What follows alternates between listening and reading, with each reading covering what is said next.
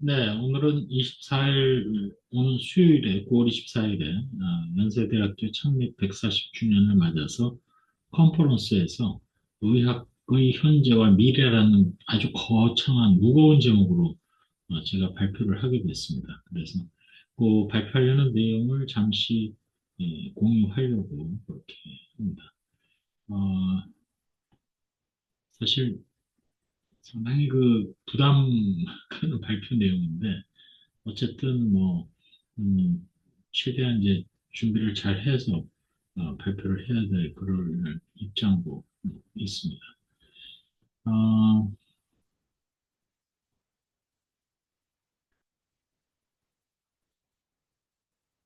제목이 The Present and Future Directions of Medicine이라는 제목인데, 그 아무래도 뭐 크게 의학의 그 과거 역사도 다뤄야 되기 때문에 더군다나 좀 크게 부담이 되는 그런 제목이기도 합니다.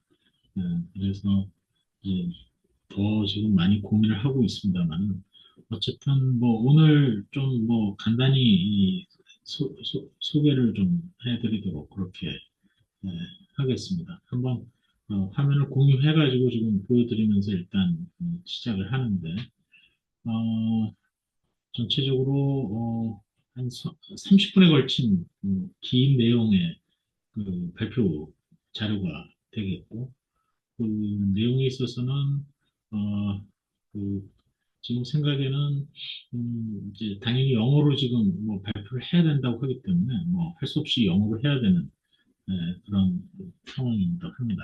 그래서 그렇게 이제 발표를 하겠고요. 이게 이제 제목이고 The Present and Future Directions of Medicine. 왼쪽 박스 안에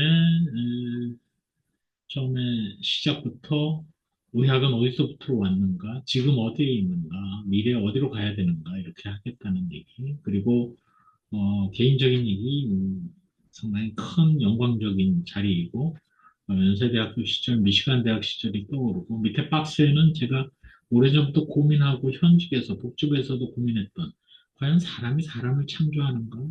사람이 진화를 조종할 수 있느냐? 인간이 선하기만 할까? 등등등. 의학의 발전이 과연 다른 길로만 가는 것인가 하는 내용들입니다. 그러면서 과거의 은사였던 코프만이나 웅구리는 뭐 강의만 들은 뿐입니다만 그래도 히포크라테스 한국의 상황을 잠시 언급을 합니다. 도입부에서. 그러면서 이제 본격적으로 연세대학교의 의학의 교훈 그리고 의학의 역사로 진입을 하려고 합니다. 의학의 역사를 단순하게 정리하기가 어렵다는 것을 이제 설파를 하면서 의학에서 선인과 악인을 구분하는 게 또 얼마나 어렵고 단순하지 않고 분야별로도 매우 복잡은 한데 어쨌든 제가 감염병 역학을 했으니 패스트 유행이 르네상스를 불러일으키고 약제의 개발로 원치 않는 효과를 보기도 하고 사람이 마음먹은 대로 의학이 발전하는 것은 아니지만 청진기의 예처럼 또 하나의 도구의 발명품이 오래 걸리기도 하고 의학이 의학만으로 존재하는 게 아니라 이한열 사태 후에 의대생들의 활동처럼 사회활동이 따라붙기도 하고 페니실린의 개발같이 단순해 보이는 것도 플레밍 이전에 이미 오래전에 개념이 나왔고 탈리도마이드 부작용처럼 의학이 선한 의도를 가지더라도 결과는 나쁠 수가 있으며 또 현대의학의 12가지 주요 발전을 예를 들지만 이 중에서 스트레토마이신을 개발한 왁스만의 얘기로는 순전히 우연히 발견된 거에 불과하다.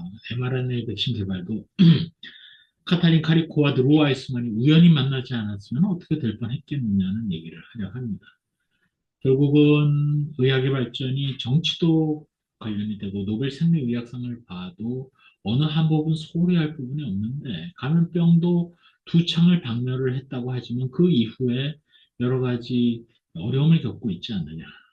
즉 인간이 교만해서는 안 되겠다. 지금 현재도 인간의 기대 수명은 계속 늘었지만 코로나19가 닥치면서 정복했다고 생각했던 감염병에 무너진 인류를 우리가 볼 수밖에 없다는 점, 이후에 코로나 청문회, 란셋 커미션의 여러 레코멘데이션 등등 의학은 현재도 계속 진화하고 발전하고 있는데 심지어 영국의 경우 NHS의 문제점을 독립적인 전문가의 자문을 받아들여서 영국 정부가 1년 만에 개선 대책을 내는 등 의학의 발전은 참 복잡다단하다.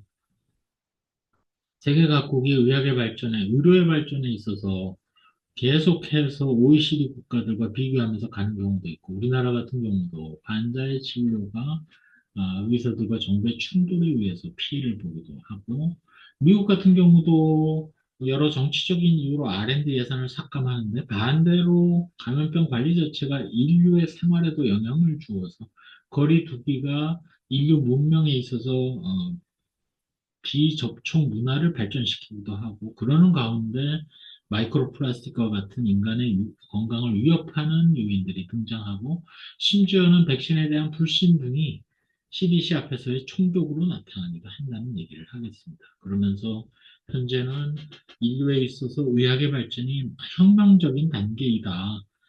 유전자 편집 기술, 또 우리의 나우두나가 다니는 UC 버클리 대학의 오만한 즉 세상에 창조하겠다는 의지가 들어가 있는 것을 좀 빗대서 과장하기도 하고요. 또 여러 가지 유전자 조작, 또 mRNA 등의 기술에 대해서 법적으로 제재가 가해지기도 한다.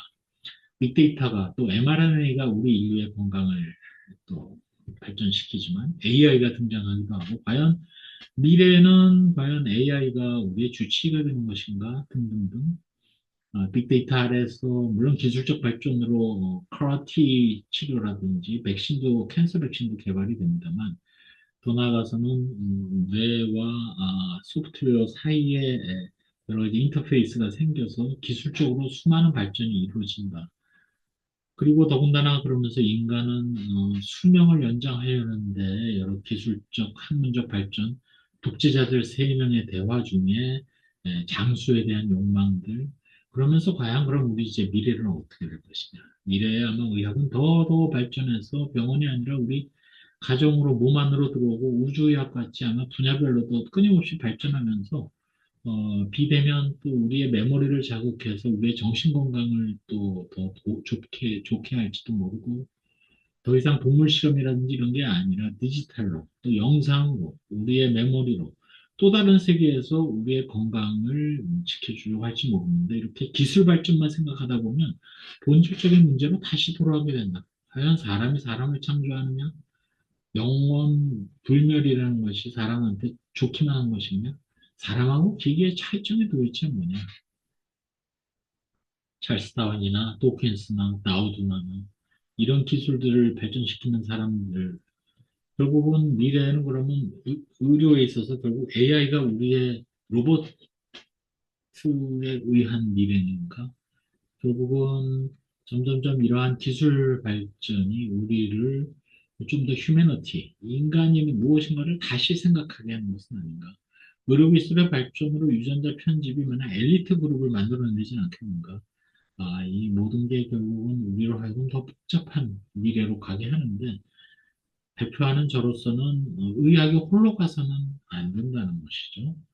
왜냐하면 결국은 사실은 음, 의학은 따로 걸어갈 수는 없다.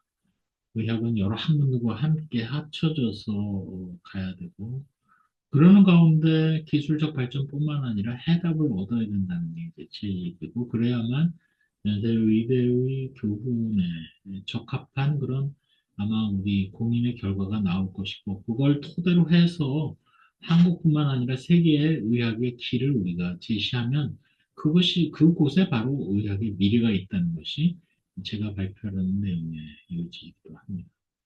지금 정리하면서도 이 정도 수준의 발표가 과연 음, 전체를 내용을 담고 있느냐 하는 그런 좀 뭐라 그럴까, 좀 두려움 이런 것도 들기도 합니다만, 어쨌든 오늘은 전체 발표의 개요를 우리말로 저 유튜브에 공유를 하고, 언젠가 전체 발표를 영어로도 녹화를 해서 한번 제 유튜브 사이트에 올리도록 그렇게 하겠습니다.